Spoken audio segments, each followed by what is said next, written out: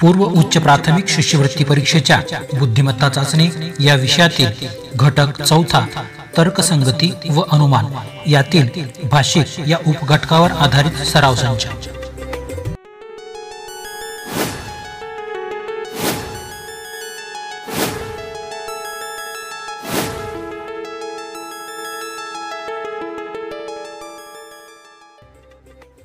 तर्कसंगती व अनुमान या प्रकारातील प्रश्न आपल्या विचारशक्तीला चालना देणारे असतात। यात एखादे विधान दिलेले असते त्यावर आधारित इतर गोष्टींचा विचार करावा लागतो। हे प्रश्न सोडवताना कल्पनाशक्ती व विचारशक्ती उपयोगात आणावी लागते आणि त्यावर अनुमान करून अचूक उत्तर ठरवावे लागते। या घटकामध्ये भाषिक आणि अभाषिक अशा दोन मुख्य उपघटकांमध्ये वर्गीकरण होते। यामध्ये 2 किंवा 3 व्यक्तींच्या वयांची तुलना पटीमध्ये केलेली असते। या प्रश्न प्रकारात वस्तू, पदार्थ किंवा व्यक्ती यांच्या गुणांच्या उंचीच्या किंवा आकारांच्या बाबतीत तुलना केली जाते। तसेच नावातील बदल, नातेसंबंध या संबंधित प्रश्न देखील या उपघटकामध्ये विचारले जातात। विद्यार्थी मित्रांनो, सराव संच 4.1 मधील पहिला प्रश्न आपल्यासमोर दिसतो आहे। भाषिक या उपघटकातील हा पहिला प्रश्न। गणिताला विज्ञान म्हटले, विज्ञानला इतिहास म्हटले, इतिहासला भाषा म्हटले, भाषेला भूगोल म्हटले, तर बेरीज ही क्रिया कोणत्या विषयात येईल? या ठिकाणी विषयांची नावं बदललेली आहेत। आता या प्रश्नाला आपल्याला 2 उपप्रश्न विचारायचे म्हणजे आपलं योग्य उत्तर मिळतं। पहिला प्रश्न, बेरीज ही क्रिया कोणत्या विषयात करतात? त्याचं उत्तर आपल्याला कळतं की गणितामध्ये बेरीज ही क्रिया करतात। पण आपल्याला माहीत आहे की गणिताचं नाव या ठिकाणी बदललेलं आहे। मग गणिताला कोणता विषय म्हटलेलं आहे? या ठिकाणी बघा, गणिताला विज्ञान म्हटलं म्हणजे गणिताचं नाव काय बदललेलं आहे? विज्ञान। आता गणित या विषयाचं नाव या ठिकाणी विज्ञान हे झालेलं असल्यामुळे आता आपलं उत्तर काय येईल? तर बेरीज ही क्रिया कोणत्या विषयात येईल? तर बेरीज ही क्रिया विज्ञान विषयात येईल। हे आपलं योग्य उत्तर असणार आहे आणि योग्य उत्तर या ठिकाणी पर्याय क्रमांक 2 दर्शवते आहे। म्हणून प्रश्न क्रमांक 1चं योग्य उत्तर आहे पर्याय क्रमांक 2, जे 2 क्रमांकाचं वर्तुळ आपण भरीव काळे करून हे उत्तर नोंदविणार आहोत। आता यानंतर आपल्यासमोर दिसतो आहे तो प्रश्न क्रमांक 2। यामध्ये बघा काय दिलेले, बसला रिक्षा म्हटले, रिक्षाला सायकल म्हटले, सायकलला रेल्वे म्हटले, रेल्वेला विमान म्हटले, तर 3 चाकी वाहन कोणते? या प्रश्नाला देखील आपण 2 उपप्रश्न विचारणार आहोत। पहिला प्रश्न बघा काय, जो शेवटी आहे तो पहिला प्रश्न असणार आहे, 3 चाकी वाहन कोणते? 3 चाकी वाहन कोणतं असतं? यावरील दिलेल्या वाहनापैकी 3 चाकी वाहन असतं ते म्हणजे रिक्षा। आता रिक्षाला या ठिकाणी दुसरा प्रश्न, रिक्षाचं नाव काय बदललेलं आहे आणि नवीन काय झाले? रिक्षाला सायकल म्हटले म्हणजे रिक्षाचं नाव आपण काय बदलले? सायकल। म्हणजे आता 3 चाकी वाहन कोणतं झालं? सायकल। कारण या ठिकाणी आपण रिक्षाचं नाव बदलून सायकल ठेवलेलं आहे म्हणून आपले योग्य उत्तर आहे सायकल। या ठिकाणी पर्याय क्रमांक 3 हे योग्य उत्तर दर्शवत असल्यामुळे आपण 3चे वर्तुळ भरीव काळे करून हे उत्तर नोंदविणार आहोत। प्रश्न क्रमांक 3 बघा, फलंदाजाला गोलंदाज म्हटले, गोलंदाजाला क्षेत्ररक्षक म्हटले, क्षेत्ररक्षकाला यष्टिरक्षक म्हटले आणि यष्टिरक्षकाला फलंदाज म्हटले, तर यष्टिरक्षणाची जबाबदारी कोणावर असेल? या प्रश्नाला आपण 2 उपप्रश्न विचारले की आपलं योग्य उत्तर मिळतं। पहिला प्रश्न, यष्टिरक्षणाची जबाबदारी कोणावर असेल? हा जो शेवटचा प्रश्न असतो तोच आपला पहिला प्रश्न। यष्टिरक्षणाची जबाबदारी कोणावर असते? ती यष्टिरक्षकावर असते। आता दुसरा प्रश्न, यष्टिरक्षकाचं नवीन नाव काय झाले? यष्टिरक्षकाचं नवीन नाव आहे फलंदाज। म्हणजे यष्टिरक्षणाची आता जबाबदारी कोणावर आहे? फलंदाजावर। म्हणजे योग्य उत्तर आपलं फलंदाज आहे आणि फलंदाज हे या ठिकाणी 1 क्रमांकाचा पर्याय असल्यामुळे 3 क्रमांकाच्या प्रश्नासमोरील 1 क्रमांकाचे उत्तर हे आपण भरीव गोल करून हे उत्तर नोंदविणार आहोत. आता आपल्यासमोर प्रश्न क्रमांक 4 दिसतो आहे. संजू चिंटूपेक्षा मोठा आहे. यामध्ये आता आपण कशा पद्धतीने हा प्रश्न सोडणार तो पहा. संजू आणि चिंटू यांच्यामध्ये तुलना आहे. कोण मोठा आहे तर संजू हा चिंटूपेक्षा मोठा आहे. आपण या ठिकाणी चिंटूसाठीची ही रेषा काढणार आहोत. ही चिंटू लहान आहे आणि हा संजूसाठी त्याच्यापेक्षा मोठा आहे. आणि चिंटू पिंटूपेक्षा मोठा आहे. हा जो चिंटू आहे कोणापेक्षा मोठा आहे? पिंटूपेक्षा. म्हणजे याच्यापेक्षा देखील लहान आणखीन कोणीतरी आहे, तो म्हणजे पिंटू.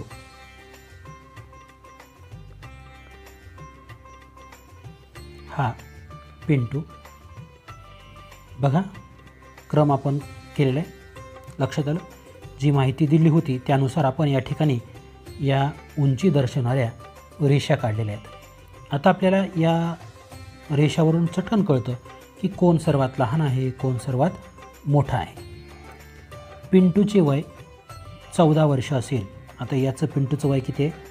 14 वर्ष असेल. तर पुढीलपैकी कोणते विधान चूक आहे? या दिलेल्या माहितीवरून आपण हे रेखाटन केलेलं आहे आणि आता या रेखाटनावर शी जुळणारं पुढील विधानं आहेत आणि याच्यापैकीचं एक विधान असं आहे जे या रेखाटनाशी जुळत नाही. ते विधान आपल्याला शोधायचं आहे. पहिलं विधान बघा. चिंटूचे वय 15 वर्ष आहे.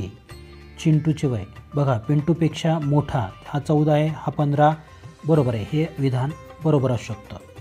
दुसरं विधान. संजूचे वय 16 वर्ष आहे. बघा चिंटूपेक्षा संजू मोठा आहे म्हणजे याचं वय 16 असू शकतं. हे सुद्धा विधान बरोबर आहे. चिंटू संजूपेक्षा मोठा आहे. हा चिंटू संजूपेक्षा मोठा आहे का? बघा इथं रेषेमध्ये दिसतोय का? नाही. चिंटूची रेषा लहान आहे, संजूची रेषा मोठी आहे. म्हणजे हे विधान या ठिकाणी चुकीचं आहे. पुढचं चौथं विधान पण बघूया.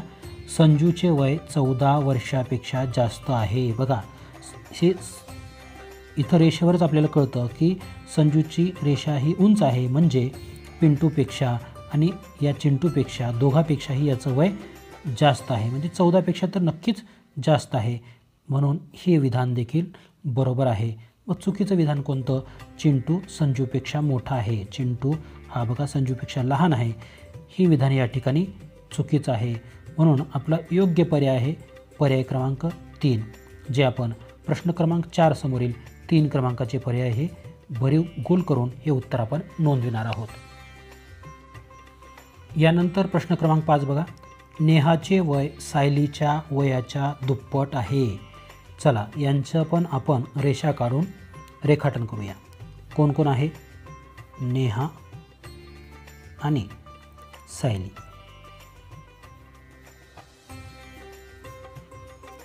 काय म्हणते? नेहाचे वय सायलीच्या वयाच्या दुप्पट आहे. म्हणजे समजा हे सायलीचं वय आहे, आपण उंची दर्शक रेषा काढले. याच्या दुप्पट कोणाचं वय आहे? याच्या दुप्पट हे नेहाचं वय. सायलीच्या वयाच्या दुप्पट नेहाचं वय. पुढचं वाक्य बघा. सायलीचे वय निरंजनच्या निम्मे आहे. हे सायलीचं वय कोणाच्या निम्म आहे? निरंजनच्या.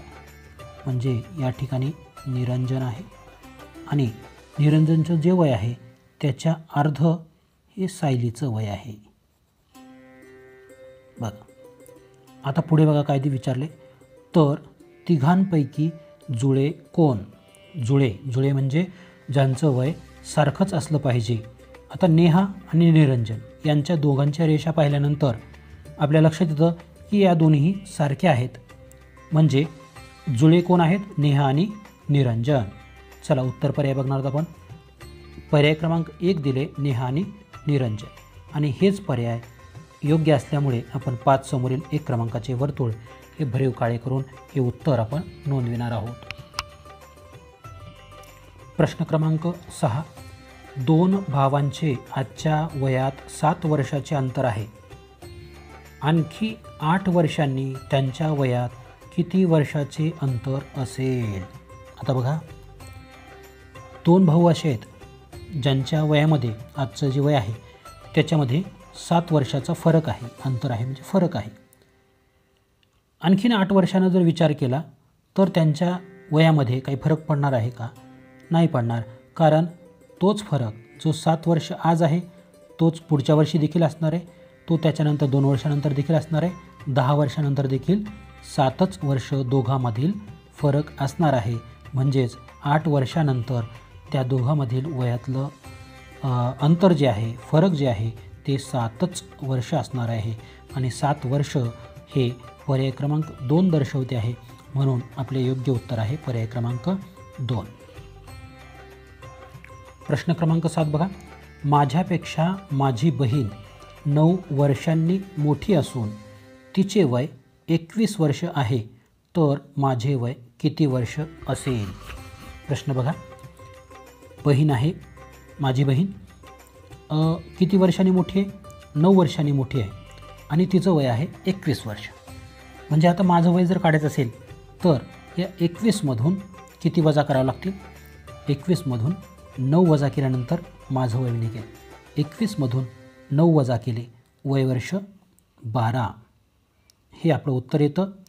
म्हणून माझं वय निघाले 12 वर्ष. म्हणून या प्रश्नाचं आपलं योग्य उत्तर 12 वर्ष दर्शवणारं हे पर्याय क्रमांक 1 आहे.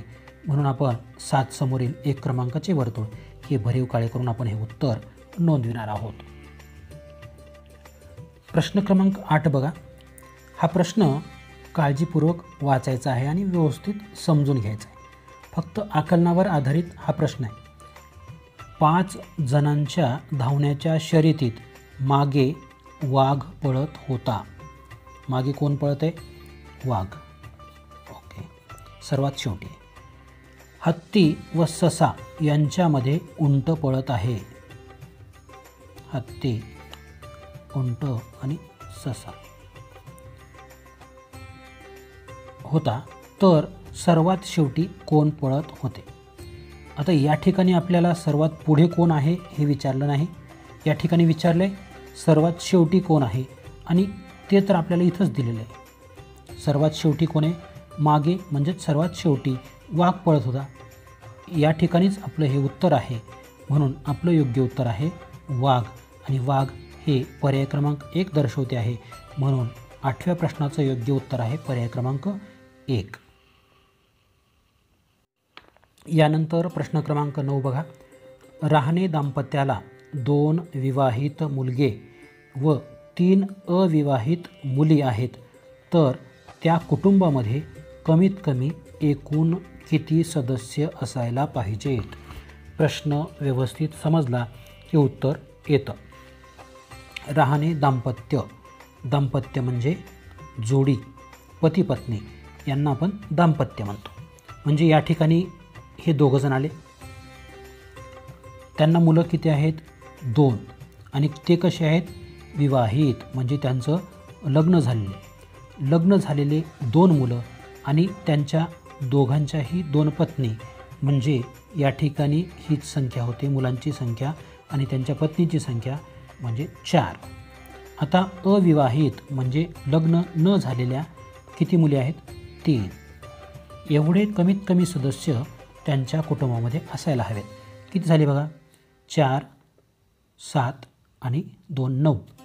एकूण 9 सदस्य त्यांच्या कुटुंबामध्ये असायला हवेत.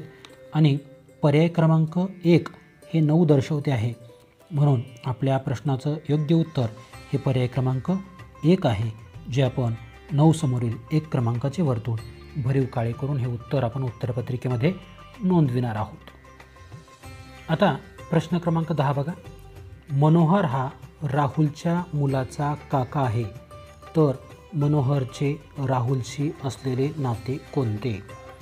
बघा, अशा प्रकारचे ज्यावेळेस प्रश्न येतात ज्याच्यात नातेसंबंधावरती आधारित प्रश्न विचारले जातात, त्यामध्ये जर आपण पिढीनुसार त्या नावांची जर मांडणी केली तर हा प्रश्न आपल्याला सोपा जातो. म्हणजे नातवंड जर असेल, नातू असेल, तर तो सर्वात खाली, त्याच्या वरच्या बाजूला वडील वगैरे असतील तर काका वगैरे, आणि त्याच्या वरच्या बाजूला जर आजोबा आजी असे नाते असतील तर त्यांची नावं लिहायची. म्हणजे आपल्याला हे पटकन सोडवणं सोपं जातं. बघा आता या ठिकाणी आपण लिहून घेऊ. मनोहर हा राहुलच्या मुलाचा काका आहे. कोणाच्या? राहुलच्या मुलाचा काका. म्हणजे या ठिकाणी राहुल त्याचा मुलगा खाली लिहिणार होतो आपण, आणि याचा काका म्हणजे तो वरील बाजू झाला. कोण आहे हा काका? मनोहर. ओके. मनोहर हा मनोहर कोणाचा काका आहे? याचा, राहुलच्या मुलाचा, याचा काका आहे. म्हणजे या मुलाचा काका मनोहर आहे. आता काका कोण असतो? तर आपल्या वडिलांच्या भावाला आपण काका म्हणतो. मग आता या ठिकाणी विचारले मनोहरचे राहुलशी असलेले नाते काय? या दोघांचं नातं काय असणार आहे? जेव्हा हा मुलगा यांना काका म्हणत असेल तर, आणि हे याचे वडील असतील तर मनोहर आणि राहुल हे दोघं एकमेकांचे भाऊ असणार आहेत. म्हणून या ठिकाणी भाऊ हा पर्याय क्रमांक 3 दर्शवते आहे. म्हणून 10व्या प्रश्नाचं योग्य उत्तर आहे पर्याय क्रमांक 3, जे आपण 3 क्रमांकाचे वर्तुळ भरीव काळे करून नोंदविणार आहोत. आता प्रश्न क्रमांक 11 देखील वरीलप्रमाणेच आहे. बघा, नातेसंबंधावर आधारित असलेला प्रश्न. रफिक हे रहीमचे वडील आहेत. बघा, म्हणजे हे आपण इथं लिहिले रफिक कोणाचे वडील आहेत? रहीमचे. ओके, रहीमचे वडील. चला, रिया ही रफिकची पत्नी आहे. या रफिकची पत्नी बघा एकाच पिढीतली असल्यामुळे ती आपण पुढे लिहू, रिया. ओके. रियाला रेहाना नावाची मुलगी आहे. या रियाला कोण आहे? एक रेहाना नावाची मुलगी आहे. ओके. तर रेहानाचे रहीमशी नाते कोणते? नाते काय आहे? बघा, रफिक आणि रिया या हे पती पत्नी आहेत. रफिक यांचा मुलगा रहीम आहे आणि हे दोघे पती पत्नी आहेत. म्हणजे या दोघांची आणखीन एक मुलगी आहे, ती म्हणजे रेहाना. मग या दोघांचं नातं काय असेल? तर हे दोघं एकमेकांचे बहीण भाऊ असतील. आणि ते बघा, आपल्याला प्रश्न विचारला आहे रेहानाचे रहीमशी नाते. या रेहानाचे या रहीमशी काय नातं आहे? तर ती या रहीमची बहीण आहे. आणि बहीण हे या ठिकाणी पर्याय क्रमांक 1 दर्शवते आहे. म्हणून 11 क्रमांकाचं योग्य उत्तर आहे पर्याय क्रमांक 1.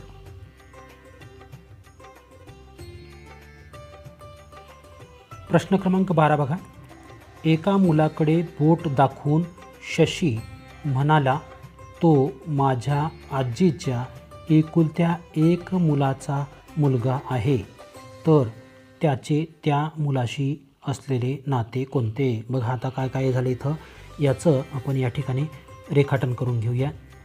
एका मुलाकडे बोट दाखवून शशी म्हणाला. हा एक मुलगा या ठिकाणी आहे एक्स. याच्याकडे कोण बोट दाखवते? शशी. बघा, काय म्हणतो शशी? तो माझ्या आजीच्या, या ठिकाणी आजी आहे, आजीच्या नंतर एकुलता एक मुलगा. ओके. एकुलता एक मुलगा, या आजीचा एकुलता एक मुलगा माझ्या आजीच्या एकुलत्या एक मुलाचा, या एकुलत्या एक मुलाचा मुलगा आहे. कोण आहे? हा. ओके. आणि याची आजी ही मुलगा आहे. तर या ठिकाणी राशीचे चुकून धरले. शशीचे त्या मुलाशी असलेले नाते कोणते? बघा, शशीची ही आजी आहे, आजीला एकच मुलगा आहे आणि या मुलाला हा एक मुलगा आहे. म्हणजे यांचासुद्धा हा एक मुलगा आहेच, कारण याची आजी आहे आणि आजीला एकच मुलगा आहे. आणि जर ही आजी असेल या शशीची, तर तो यांचा नातू म्हणजेच या मुलाचा मुलगा आहे हा शशी, मग शशी आणि हा बोट दाखवलेला मुलगा यांच्यातील नातं काय असेल तर ते एकमेकाचे भाऊ असतील बघा. आणि शशी आणि या मुलाचं नातं भाऊ हा पर्याय या ठिकाणी पर्याय क्रमांक 4 दर्शवतो आहे. म्हणून 12 क्रमांकाच्या प्रश्नाचं योग्य उत्तर आहे पर्याय क्रमांक 4. प्रश्न क्रमांक 13. रवी हा श्यामपेक्षा उंच आहे. आता या ठिकाणी हा श्याम आहे, याची उंची अशी, आणि याच्यानंतर हा रवी आहे. रवी हा श्यामपेक्षा उंच आहे. चल यानंतरचा बघा पुढे काय विचारले. राम हा रवीपेक्षा उंच आहे. या रवीपेक्षा बी उंच कोण आहे? राम. म्हणून या रामचे उंची आपण अशी रेषा दाखवू. आता राजू हा विजूपेक्षा उंच आहे. आता राजू आणि विजू, राजू आणि विजू. राजू हा विजूपेक्षा उंच आहे. हा राजूची उंची या विजूपेक्षा उंच आहे. श्याम हा विजू व राजूपेक्षा उंच आहे. म्हणजे या ठिकाणी जो सर्वात लहान दाखवला आहे तो या दोघांपेक्षाही उंच आहे. म्हणजे हे जे राजू आणि विजू जे आहेत हे श्यामपेक्षाही लहान उंचीचे आहेत.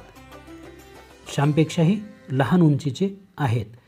आता मग आपल्याला विचारले, पुढे काय विचारले बघा. तर सर्वात जास्त उंच कोण? या ठिकाणी हे राजू विजू जर श्यामपेक्षा लहान असतील, श्यामपेक्षा मोठा रवी आहे आणि रवीपेक्षा मोठा राम आहे, म्हणजे सर्वात मोठा या ठिकाणी कोण आहे? राम आहे. हे आपलं उत्तर या ठिकाणी पर्याय क्रमांक 3 मध्ये दर्शवलेलं आहे. म्हणून 13 क्रमांकाचं योग्य उत्तर आहे पर्याय क्रमांक 3. प्रश्न क्रमांक 14. काल मैदानावर खेळल्या गेलेल्या क्रिकेटचा धावफलक असा आहे. विराट याच्या धावा आहेत 110, युवराजच्या 92, रैनाच्या 48 आणि धोनीच्या 78. तर सर्वात कमी धावा कोणी काढल्या? बघा या ठिकाणी आपल्याला लक्षात येतं की सर्वात कमी धावा या ठिकाणी रैनाच्या आहेत. आता पर्यायामध्ये बघूया. रैना हे या ठिकाणी 3 क्रमांकाला दर्शवले आहे. म्हणून आपलं या ठिकाणचं योग्य उत्तर आहे पर्याय क्रमांक 3. अतिशय सोपा असलेला हा प्रश्न. म्हणून आपण पर्याय क्रमांक 3चे वर्तुळ या ठिकाणी भरीव काळी करून हे उत्तर नोंदविणार आहोत. या उपघटकातील हा शेवटचा प्रश्न. घड्याळात तास काटा व मिनिट काटा एकावर एक असे किती वाजता असतात? बघा आपल्याला तास काटा आणि मिनिट काटा हे एकावर एक किती वेळेस असतात असं विचारलेलं आहे. पण आता पर्याय आपण तपासून बघूया, कारण हे बऱ्याचदा असं होतं की तास काटा आणि मिनिट काटा हे एकावरती एक हे प्रत्येक तासाला येतातच. पण पर्यायामध्ये बघा आपल्याला तो पर्याय दिलेला आहे का? 12 वाजता. करेक्ट 12 वाजता आपल्याला माहिती आहे तास काटा आणि मिनिट काटा हे 12 या अंकावर असतात. 11:30 वाजता, 11 वाजता 11:30 म्हणजे लहान काटा हा 11वर असेल आणि 11च्या पुढे, आणि जो मोठा काटा असेल तो 30 अंकावर असेल. या ठिकाणी हे एकमेकावरती नाही आहेत. 3:20 पण नाही. 3 वाजता हा मोठा काटा 3ला असतो, तर 20चा म्हणजे 4 नंबरवरती असतो. म्हणजे हे दोघेही नाहीत. आणि 1 वाजता लहान काटा जो असतो तो 1वर असतो आणि मोठा काटा हा 12वरती असतो. म्हणजे आपलं योग्य जे उत्तर आहे ते आहे 12 वाजता. कारण 12च वाजता दोन्ही काटे हे एकाच अंकावरती 12वरती आलेले असतात. म्हणून आपलं योग्य उत्तर आहे पर्याय क्रमांक 1. 15 समोरील 1 क्रमांकाचे वर्तुळ हे भरीव काळे करून आपण हे उत्तर नोंदविणार आहोत. विद्यार्थी मित्रांनो, अशाच माहितीपूर्ण व्हिडिओ पाहण्यासाठी माझे स्मार्ट मराठी शिक्षक हे चॅनल सबस्क्राईब करून बेल आयकॉन प्रेस करायला विसरू नका. तेव्हा पुन्हा भेटूया नवीन व्हिडिओमध्ये. तोपर्यंत धन्यवाद.